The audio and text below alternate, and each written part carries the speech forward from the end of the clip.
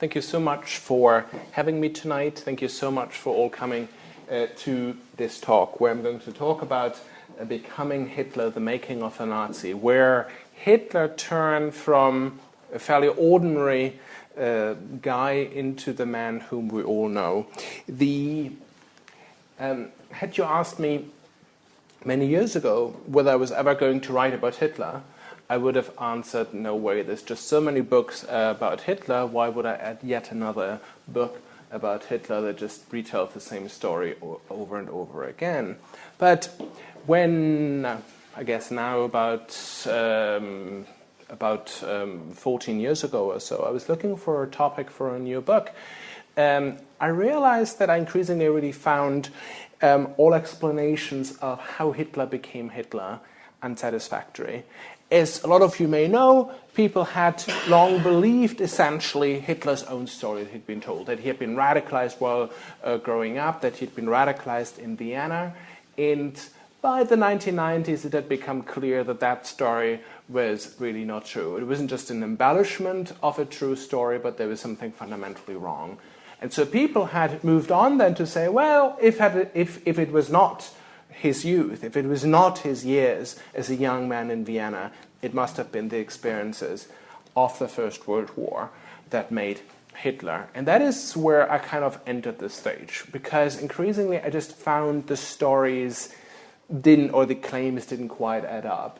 And I produced a book which came out in 2010, Hitler's First War, where in a nutshell I argued that Hitler still returned the war in a way that as epitomized by this photograph from 1915, a man without a face, someone who had not developed yet into the man whom we all knew, someone who still had fluctuating political ideas, someone who had not expressed any anti-Semitic ideas, at least not publicly, and someone who returned from the war still very much the man he had been prior to the war, and also a man who kind of was belying the story the Nazis had been trying to tell about how Hitler became Hitler, where Hitler was the personification of Germany's unknown soldier. Where Hitler was a typical product of the man of his regiment, where National Socialism was born in the trenches of the First World War. But in reality, it was not just that the majority of the men of his regiment were not really radicalized and later shunned Hitler, at least until 1933, the majority of them, but that Hitler was far from being a typical product. In fact, because he had served with regimental headquarters a few kilometers behind the front, he was cold-shouldered as an Etappenschwein, or rear area pig. And whether or not that was fair is not the point here. The point would be that Hitler was not the typical product of the man of his regiment, and he certainly was not the personification of something that was really kind of happening in Germany. So that was my book on Hitler in the First World War. And at that point I felt fairly Hitlered out.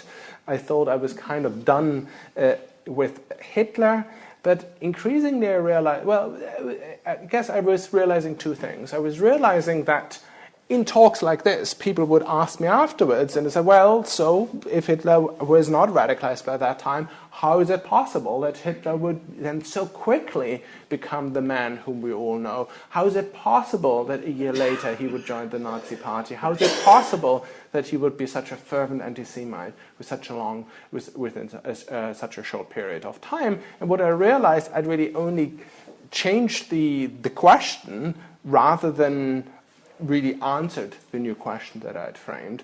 But the other thing that was going on, I have to admit, I wasn't quite convinced with the new answers that were coming up. It was a very nice experience to see that the majority of scholars seemed to buy my story that the First World War hadn't had the impact on Hitler that had long been believed. But the kind of new emerging consensus was that Hitler sure returns from the war, he isn't really quite fully formed, but then he experienced the short-lived Munich Soviet Republic.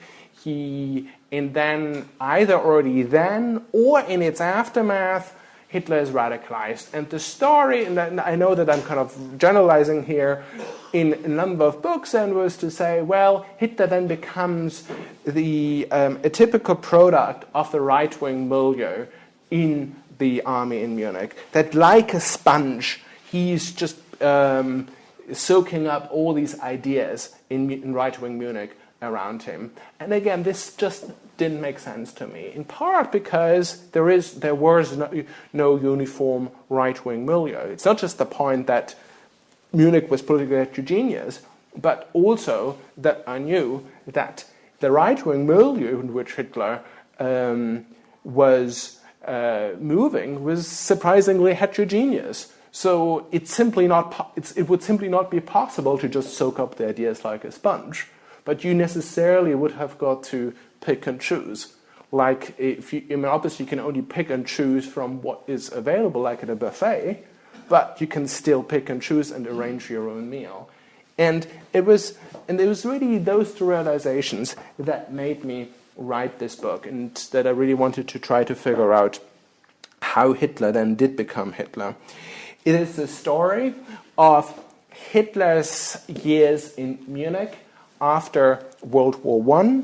It's a kind of fateful relationship or meeting between the city and Hitler. But again, it was a very heterogeneous political milieu. But a little bit more about that later. But let's first talk about the short-lived Munich Soviet Republic, or rather the revolution that initially happened at the end of the First World War. As I'm sure you all know, after the First World War ended with revolution in Germany, it happened in Bavaria even earlier than elsewhere, and it was spearheaded in Munich by the more radical left compared to the more moderate left in Berlin. And one of the reasons why this matters is because when then Hitler returns from the front, or rather he's of course, he was injured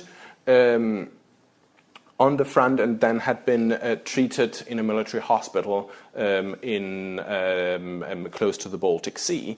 But when he then is released as revolution is happening, and he has to return to Munich to report to his demobilization unit, he crucially decides that he stays on. The expectation of soldiers, particularly ordinary soldiers like Hitler, was that people would demobilize. That's what most of the men of his regiment would do, and that also was, in a way, a necessity because of the armistice agreement. And so Hitler takes an active decision to stay in the army, and he continues to do that successively over the next several months. Also at a time when the revolution devours its own children a few times in Bavaria, where you go from a already revolution that is more radical than in Berlin, but is still fairly moderate, towards a more radical incarnation, culminating in the short-lived Munich Soviet Republic of April of 1919. And throughout that period, Hitler remains in the army in Munich. It's of course difficult what exactly to read into this, but it is certainly crucial that the expectation would have been to be demobilized, and that staying in the army in Munich also entailed defending the new Bavarian revolutionary regime, including defending the revolutionary regime against its enemies. Hitler also stays in April of 1919, when a lot of other right-wing soldiers who had stayed on left the army, left Munich, and joined right-wing militias. Right-wing militias that are often seen as kind of the nucleus of the Nazi Party. And yet, Hitler remains in the army. One of the reasons why he remains there is, of course, or is not just a political one, but maybe is more significantly a personal one. It's driven by opportunism, it's driven by an attempt to escape loneliness. Because Adolf Hitler had been a man who really had no family to return to. Of course, he did have a surviving sister, as well as a surviving half-sister and a surviving half-brother. But he had long lost touch with him. When Hitler first turns up at his sister's doorstep in Vienna in 1920, she's totally surprised because she thought Hitler had been dead for years. At any rate, so he has no family to return to at the end of the war, but he had also cut ties with his pre-war acquaintances and friends. So regimental headquarters during the war have been his kind of surrogate or ersatz family. And Hitler kind of desperately tries to hold on to this, which of course is an impossibility because the majority of the men of his unit just want to go home. They have lives to return to. But Hitler desperately tries to stay in the army, to stay together with some of them, or also to form new bonds there. It of course also provides him with material stability. So there's certainly this kind of opportunistic or this kind of personal drive involved here that escapes Hitler's decision to stay on in the army. But I should say here we see a photograph of Hitler with this guy with the cross when he was serving in the winter of 1918-1919 to guard a former camp for Russian POWs outside of Munich. But it still remains true that even if Hitler remained in the army predominantly out of a concern not to want to return to loneliness, is that those considerations trumped any other considerations, and certainly it did not. If the price of staying in the army was supporting the revolutionary regimes, then so be it. Hitler, with a high sense of probability or high-level probability, also attended the funeral march for the slain Jewish revolutionary leader Kurt Eisner in February of 1919. There is a very long and old debate as to whether this photograph really does show Hitler. There is no conclusive evidence, but based on the son of the photographer, this is Hitler. And there's other evidence that actually shows much better, but which is less illustrative for our talk, Hitler's involvement with the revolutionary regimes. Most important of all is the fact that twice he stood for election, that twice he was elected first as a deputy representative and as a representative of the men of his regiment. In fact, the decision to run for office is actually quite significant, because this is now the first time ever that Hitler stands for an office and that he holds responsibility over the other people. During the war, no one had seen any leadership quality in Hitler. Hitler never had any command over anyone else during the entirety of World War I. And now it's the first time that Hitler does have responsibility or command over other people as a representative of the men of his regiment or of his unit.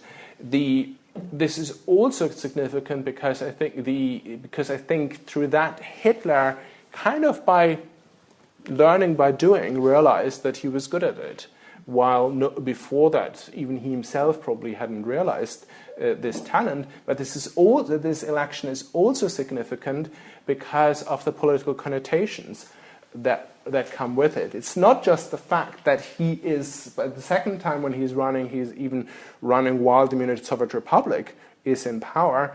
The more significant part is that we have a pretty clear idea of the political attitudes of the men of his unit.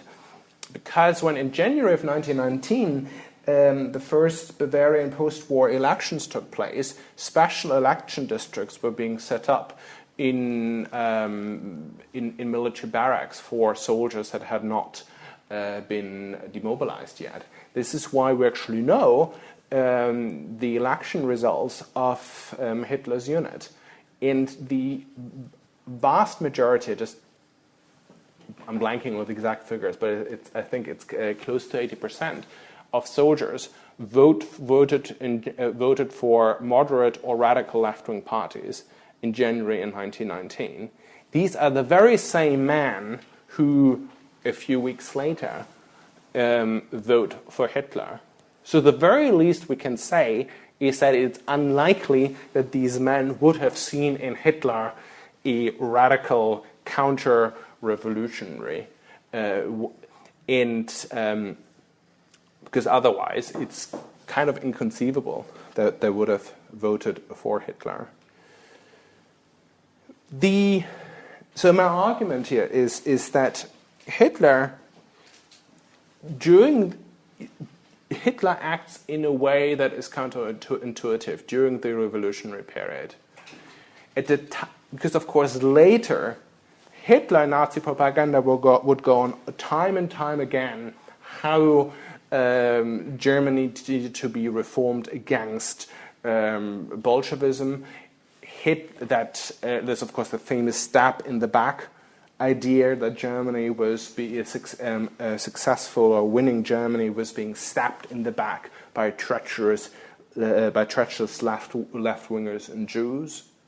None of that seems to have been something that was on Hitler's mind. Hitler seems to still have fluctuated in the spring of 1919 between certain kind of collectivist ideas, which included collectivist ideas of both the left and the right, as long as they had some national element. So as long as this was not international communism.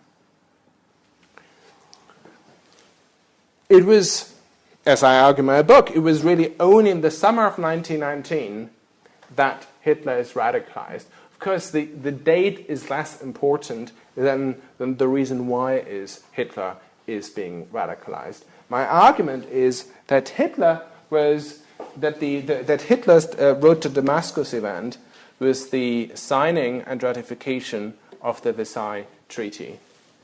But my argument here is quite different from the kind of middle-of-the-road Versailles argument with which we're all familiar. The point here is not to somehow argue that the Versailles Treaty was just so very harsh, therefore producing Hitler, therefore making democracy unsustainable in Germany. That's really not my point at all. And in fact, we also have got to bear in mind that the Germans had been willing to impose just as punitive a peace settlement on the Russians just the year before. But the point here is that it was the ratification and signing of the Versailles Treaty that signified for Hitler the delayed realization of defeat.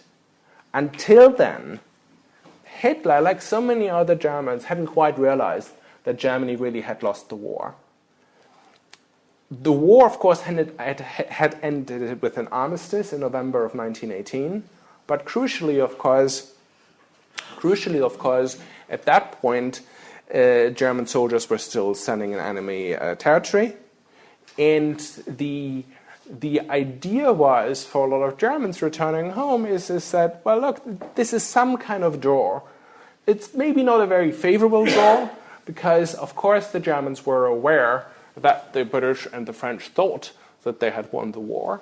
But the belief was very much, well, look, the Americans will make sure, Wilson and his people, his man, will make sure in Paris that this will really be treated as a draw, and that there will be a just peace. This is the context why then first the publication of the peace conditions, but then more significantly the signing of the ratification was such a shock to a lot of Germans. It was even more the signing of the ratification, because with the publication of the peace conditions in May, people could say, well, look, the French and the British, they're crazy. They don't get away with this. But when the German government and when German parliament signed and ratified it, it did become clear that Germany really had lost the war. And this, I argue, is the moment when Hitler was being radicalized and politicized. And he now asked himself two questions, which were the same questions that would drive him until the day he died in Berlin, and he came up with two answers to those two questions, which were the guiding principles of his life until the day he died in the ruins of Berlin in 1945. The first question was, how could Germany have lost the war?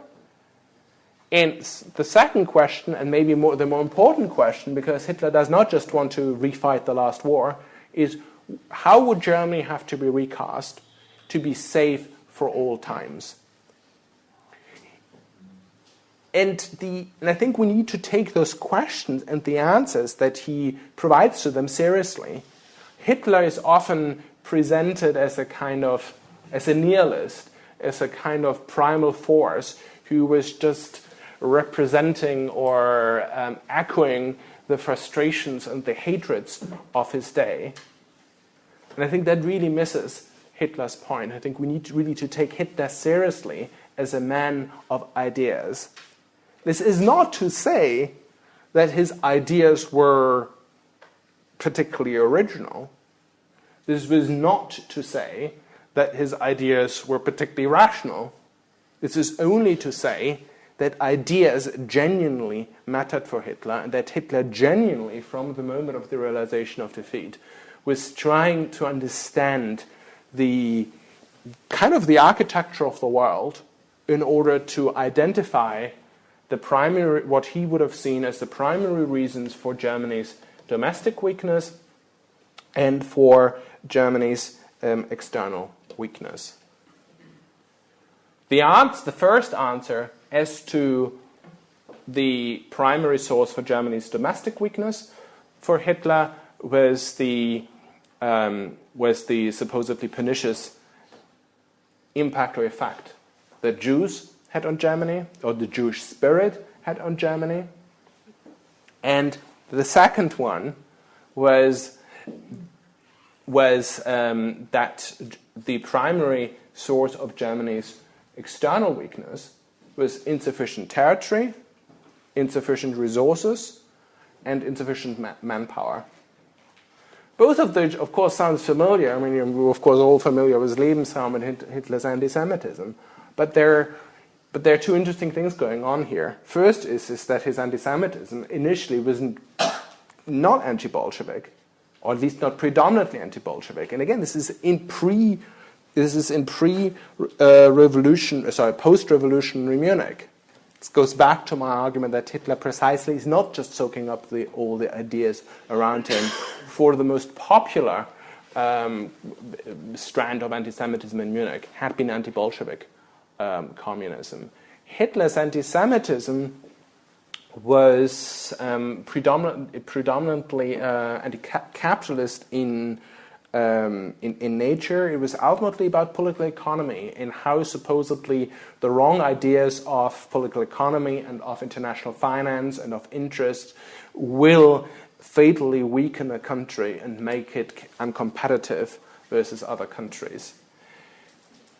The bit about insufficient territory, insufficient manpower, and insufficient resources is interesting because the original conclusion he drew from it was actually far from grabbing Lebensraum in the East. But back to that in a second.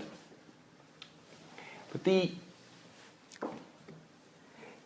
again, the point here is not to portray Hitler as someone who came up with all these ideas out of nothing, who was not reflective at all of ideas that were floating around. But the point would be that he was choosing and searching amongst many competing ideas in this very rich marketplace of right-wing politics in Munich. And the man who really mattered for him most at this very moment that Hitler was politicized and radicalized was this guy on the right, this kind of shortish man, a guy called Karl Mayer. He was kind of the guy who let the genie out of the bottle, who was Hitler's commanding officer in post-revolutionary Munich. I should briefly go back to the end of the Munich Soviet Republic. Of course, because Hitler had served for the Munich Soviet Republic or had stayed in the army in Munich while so many others had left, Hitler really had a problem because Hitler was potentially at least seen as a collaborator. But Hitler then quickly became a turncoat and became an informer on the kind of more radical left-winger in his own unit, which first of all gave him another lease or another day to stay in the army. And it also explained that by the summer of 1919, when propaganda courses were being established for counter-revolutionary propaganda, Hitler was still there and happily enrolled for one. These were run by this guy, Karl Mayer. Crucially, Hitler's propaganda course started the day after the ratification of the Versailles Treaty, so at the very moment of Hitler's politicization and radicalization. The talks at this propaganda course were actually surprisingly heterogeneous in terms of views on national economy, on capitalism, on democracy, on social democrats and on Jews. But it is now that as Hitler is looking for ideas, that some talks really explain to Hitler the world. We don't know exactly why it was one talk rather than the other that made Hitler where it made kind of click in Hitler's head. We don't quite know why it was Gottfried Feder's ideas of Jewish finance that was for Hitler so much more persuasive than other ideas. We don't quite know why it would be Alexander von Müller's talk about international affairs and the role of history that was so important. Actually, with that one, it's not so difficult to see because Hitler had always been a kind of history man who had looked to the past to understand the structure of the world and to get direction for the future. And anyway, so he is picking and choosing, like from a buffet of different ideas in Munich, but he was still moving in a politically heterogeneous milieu, and Hitler still hasn't found a new home yet. We've seen that he had lost his kind of surrogate family from the war, but he still doesn't find a new home in the post-revolutionary army in Munich. And one of the reasons why we know this is because of this man. This guy is was born as Michael Keough, sorry for mispronouncing his Irish surname, who became a POW during the First World War, and then when the Germans tried to recruit a unit of Irish volunteers from POWs, he was one of the few people who volunteered. Of course, an insufficient number of people volunteered, but for this unit really to happen. But he stayed on and married a German wife, changed his name into German. But the important bit for our story here is that he was still as an NCO or low-serving officer in the Bavarian army by the summer of 1919. And on one occasion, he had to rescue Hitler from being beaten up by fellow soldiers, because Hitler now, after being trained as a propagandist, has got to talk to groups of other soldiers. But far from from just finding applause, Hitler was often not taken seriously. Hitler himself complained that the officers treated him like what he said it was as if he was a dance bear. The soldiers itself, the ordinary soldiers itself, at least on this occasion, tried to beat him up. And similarly, when he had to, together with some of other propagandists, he had to talk to returning POWs, so Germans who had been POWs abroad and were returning to Germany, where there's a big fear that they may have been, I mean, on the German side, that they've been infected with communist ideas. They were first in this camp where they were kind of try to be politically retrained. And the story we often read is how Hitler talks to them and how everyone cheers at him and how Hitler gives his first anti-Semitic speech and so on.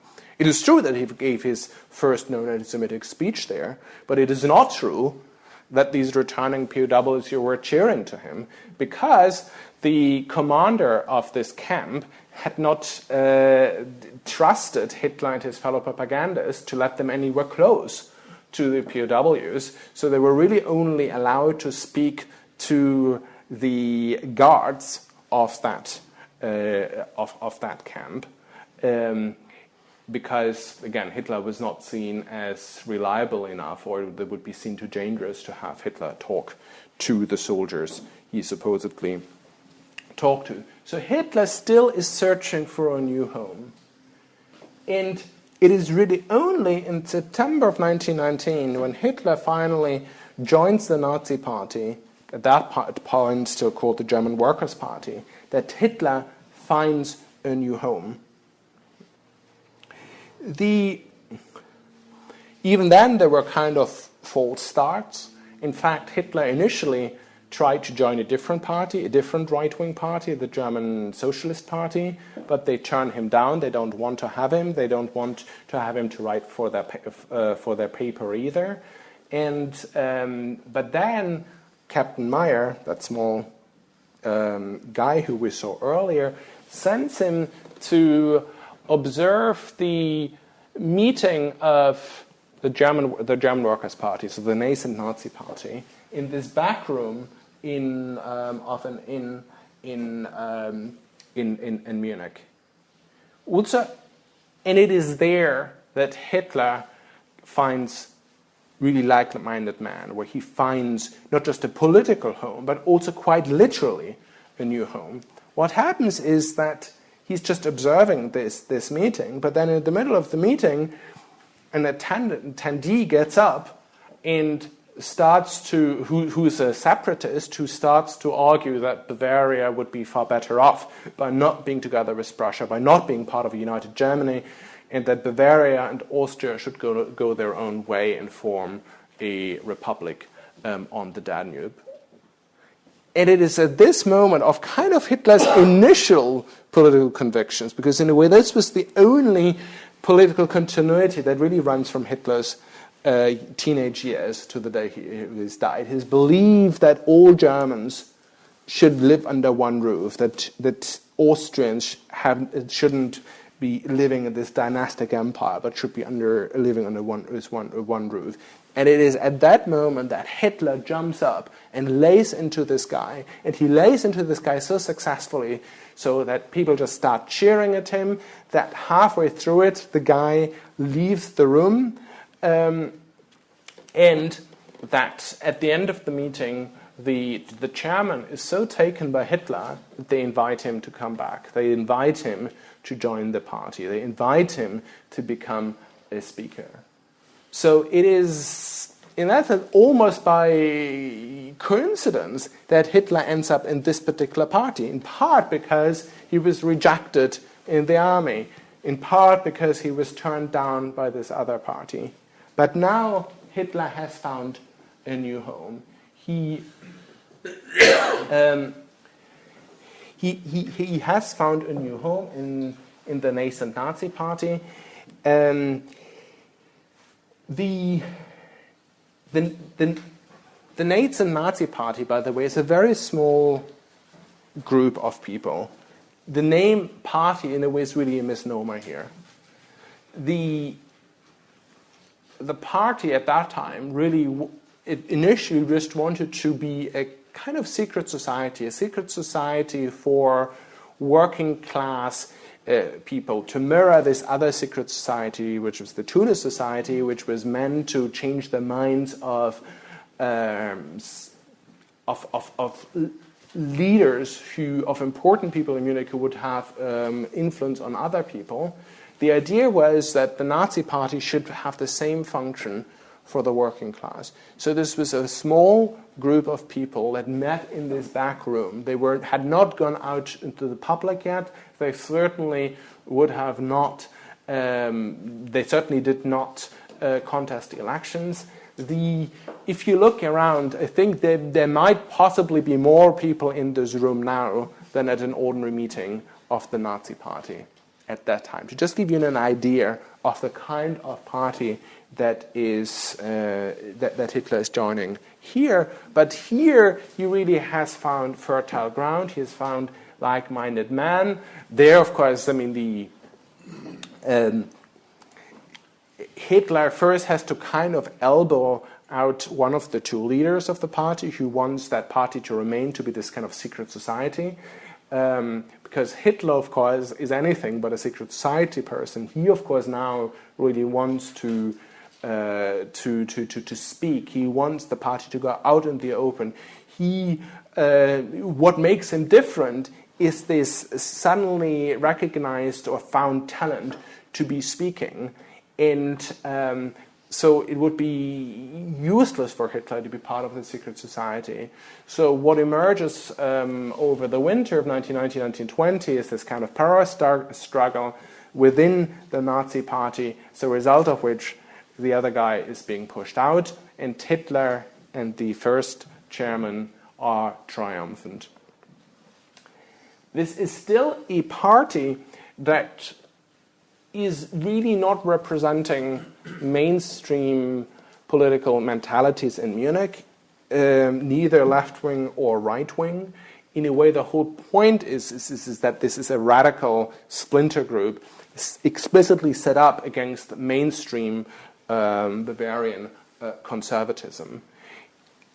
And there's a multitude of these small parties that stand against the establishment, and Hitler now makes a difference because he helps to make sure that the Nazi Party, rather than other these small parties that benefit from the consolidation process that's going on in right-wing politics.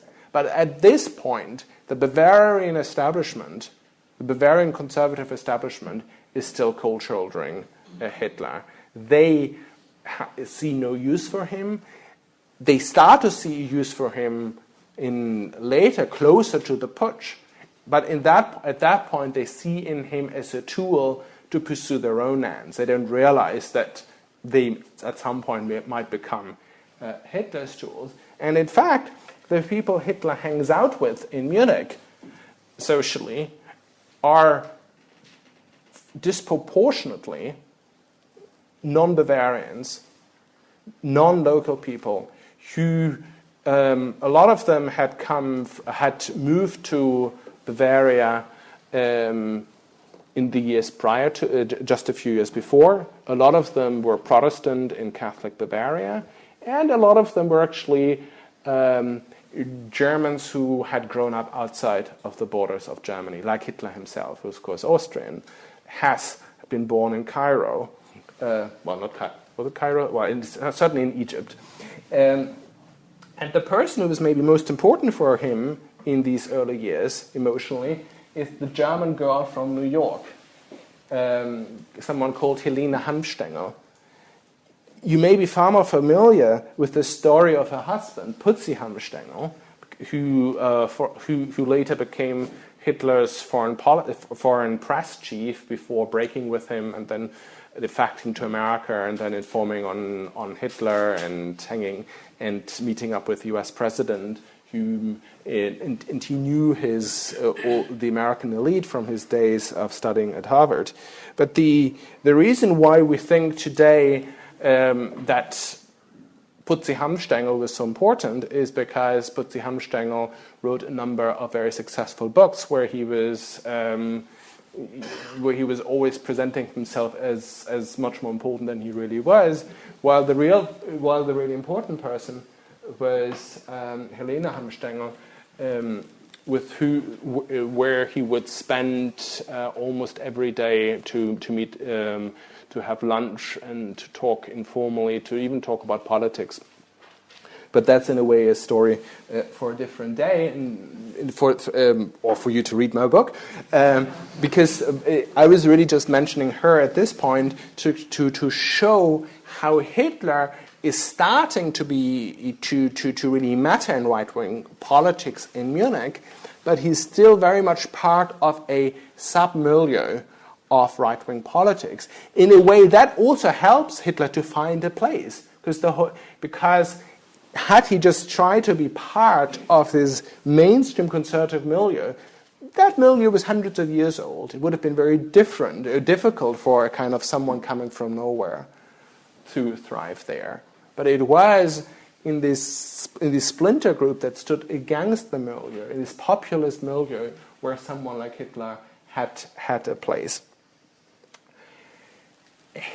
I'm realizing time is advancing quickly, so let me jump to 1923. So what happens between 1919 and 1923 is that Hitler first elbows one of the leaders of the Nazi Party out of the party. By 1921, he becomes the leader of the Nazi Party.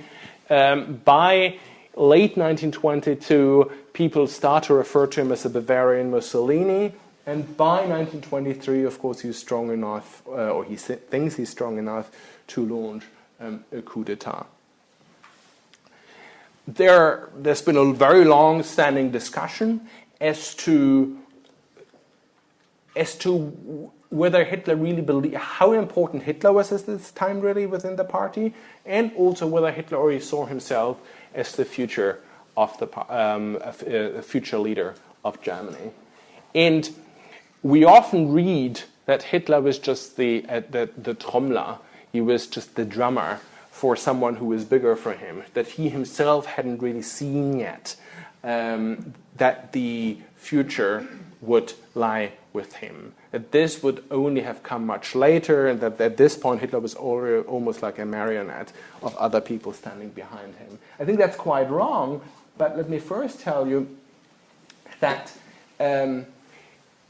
Hitler established himself in a somewhat unusual way. Hitler really established himself through creating his speeches as a kind of oral spectacle, if that makes any sense. This is, of course, a time without, to state the obvious, without film. This is a time where photography was in its infancy, but Hitler chose initially that he did not want to be depicted. Hitler also chose that he didn't really want to speak outside, but he really wanted to speak at inside locations where he could totally stage his speeches as a spectacle, where he would very skillfully talk. Also, forget the kind of documentaries that you have seen where you just see Hitler shouting and spitting. Bear in mind that these short film sequences are at the end of 1 or 2 hour long speeches, and that we only see the last 10 seconds, assuming that Hitler was just shouting and raging for 2 hours, and we forget what a skillful and often funny speaker Hitler was, and that through that he really had made a name for himself in Munich. And he kind of had gradually and very cleverly created a space for himself, first in Bavaria, in Munich, and then in Bavaria. And he certainly, I would argue, saw himself as certainly by 1922, as as a future as Bavaria's Mussolini, or as Germany's Mussolini. But the problem was that Hitler had kind of miscalculated the time it would take him to establish himself, because by the summer of 1923, when German political system, German political economy, German economy were in free fall, Hitler still, and there was widespread talk about revolution and of political turmoil, both on the left and the right. Hitler had, at that point, still not allowed to be photographed. And Hitler realized that you have a real problem if people don't really know what you look like, and if people don't really know anything about his life. Because until that time, he had also not really talked about his life. This, what we now know from Mein Kampf, how Hitler creates an alternative past of himself in Mein Kampf, only really came in 1923. Prior to that, he never really talked about his life in his speeches. And things went worse. And to epitomize this point, that people didn't really know what Hitler looked like, was that a German satirical magazine did these cartoons in the summer of 1923 about speculating what Hitler may actually look like. But then, in the summer of 1923, Hitler decides almost overnight to change track. He realizes that if you want to be a future leader of a revolution, of a national revolution, people better know what you look like, and they know something about his own past. So he reverses his ban to be photographed. He has got these propaganda postcards printed and distributed widely in Bavaria and Germany. And he also, fascinatingly, is very instrumental in bringing out this book. This book is the first ever Hitler biography, or published in the late summer of 1923. It's a collection of some of Hitler's speeches, which is preceded by a one-chapter biography of Hitler. It's brought out under the name of this guy in the past, of Adolf Hitler von Körber, this North German young conservative. But in fact, as it turns out, this was not the real author of the book. The real author, with a very high degree of probability, was Hitler himself. Hitler decided in the summer of 1923 that he would tell his life, and he would tell he would try to present to his political ideas through his own life. That he's experimenting here for the first time with something that he then develops much further in Mein Kampf. It is that he would use the kind of traditions of a Bildungsroman, of a story of the self-formation of a young man or young woman who while growing up as a kid and teenager, have all these experiences that make them to realize what the world is like. And this is how Hitler tells the story of himself in this chapter and then in Mein Kampf. He is also using the kind of widespread expectation in Germany for that they had to, or longing that there had to be a new kind of leader to make a case for himself. Because at the time there was this longing for a genius as a new political leader. A genius, according to the understanding of the time, was someone with no pedigree, who had not gone to fancy schools, who had not some famous parents, who was not a von and so, but someone who came out of nowhere and through his own powers, rather than through formal schooling, would, through his experiences, understand the hidden architecture of the world and would be able to, through proclamations, to explain to the people where Germany had to move to. And this kind of longing existed both on the political left and the right. And Hitler very cleverly uses this longing for genius to create a space for himself that only someone like him or that he could fill. Hitler also refers to himself as a kind of German messiah, And he realizes that if you want to present yourself as a messiah, you look less ridiculous if someone else makes the case for you.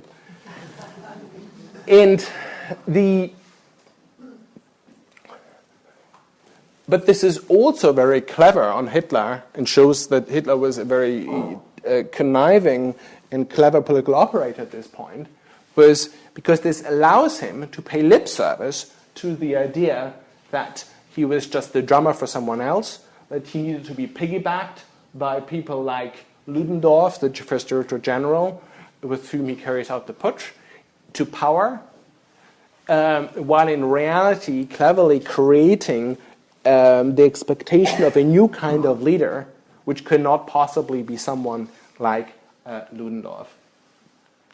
The problem still is for Hitler the National Revolution. The putsch comes too quickly. At this point, Hitler is not yet the national figure he had hoped to be. Conveniently for the Nazis, when the putsch is being shut down in 1923, no photographs were taken, which allowed his propagandists later to provide rather alternative and fanciful alternatives of the past. And then it is really in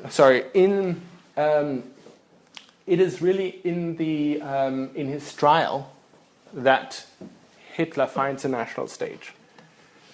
The putsch is initially kind of an unmitigated disaster for Hitler. Hitler is suicidal at this point. He thinks it's the end. When he's then taken to court, he initially wants to blame everyone else. He initially wants to take everyone else down. He initially wants to show how the Bavarian establishment had known about the putsch. But then everyone else tries to just blame everything on Hitler, including things that Hitler wasn't responsible for. Then Hitler realizes, hang on a minute, this is not so bad. This finally gives me the national stage I'd longed for all the time. The trial starts as the Ludendorff putsch trial, where Hitler was just the man in the shadows. And by the end of the trial, people refer to this as no longer as the Ludendorff trial, but as the Hitler trial. So it is really the trial that gave Hitler a national stage and allowed him to emerge as a national figure. Of course, Hitler still faced the problem that he was now in prison and that potentially his 15 minutes of fame would be over. But he then really benefited from the fact that the German radical right was really fragmented, and that Hitler, through writing Mein Kampf and being this mythical figure behind prison walls, would be seen as the kind of the person everyone would hope for that could unify the radical right. The Mein Kampf is not just the codification of all the ideas he had already previously had. What is happening here in Landsberg is that he is really kind of, in a way, he has time to think, and he still reconfigures quite a number of ideas. And the post-Mein Kampf Hitler is not so very different from the Hitler whom we all know, but the Mein Kampf Hitler is very different. And I know I'm kind of out of time, but just hopefully give me another 2 or 3 or 4 minutes, where I just want to give you 2 examples to show you how Hitler was different. This I'll tell you about later if you're interested, because I'm kind of out of time. So 2 reasons. You know how I said that Hitler thought that the primary source of Germany's external weakness was insufficient territory, insufficient manpower, and insufficient resources. But I also said that his initial answer was very different from the idea of grabbing Lebensraum. Initially, Hitler thought that it was simply impossible for Germany to get sufficient territory and resources. Hitler thought that the future would see the emergence of a small number of what today one might call superpowers, as did most other people at the time. And Hitler thought that the primary challenge was that Germany would be on equal footing with the Anglo-American world. That's the initial really major challenge for Hitler. He thinks only that way Germany can survive. Otherwise, it will just be at the mercy of some other country. So Hitler doesn't want to be so world-dominating power, but he wants to be on equal footing with the Anglo-American world. But he doesn't think that Germany can do it. So he thinks that only a permanent and all-encompassing alliance with a restored Russian Tsarist regime will allow that. And what happens is then that Hitler closely colludes and collaborates with Tsarist exiles in Munich, including one of the pretenders to the Russian throne and his wife, whom we see here in 1923. And this Russian collusion continues right up to the day of the putsch in 1923. On the night of the putsch, the wife of the wannabe Tsar still stays in the house of Hitler's chief foreign policy advisor. So Hitler thinks at this point that by allying yourself permanently with Russia, all of Germany's problems can be solved, and by the same time purging Germany of Jewish influence. This really also shows how very different Hitler's anti-Semitic racism and Hitler's other racisms are. Hitler's anti-Semitic racism, once it has emerged in 1919-1920, is fairly unchanging, and it is absolutely sincere. Hitler's other racisms are very flexible. Initially, his racism is really kind of dualistic between Jews and Aryans. And Aryans are really not necessarily just Germans. They're kind of pan-European non-Jews. And that allows a permanent alliance with Slavs. And it was only in 1924, frustratingly, we don't know exactly what happens. Almost certainly this is linked to Lenin's death and the realization that the Soviet Union is there to stay, that Hitler then, overnight, while writing Mein Kampf, turns Russians into subhumans, concluding if we can't have a permanent alliance, then we need to grab the territory, and for that to happen, we need to turn Russian Slavs from being our preferred best buddies to subhumans. The other issue I do want to mention here, this is the final point of my talk, is Hitler's anti-Semitism. I already mentioned a second ago that his anti-Semitism, once it emerges in 1919-1920, is fairly unchanging. It still arguably fluctuates for the first few months, but then very quickly by 1920 becomes unchanging. And I argue that the road from Landsberg to Auschwitz was long, but less twisted than commonly believed.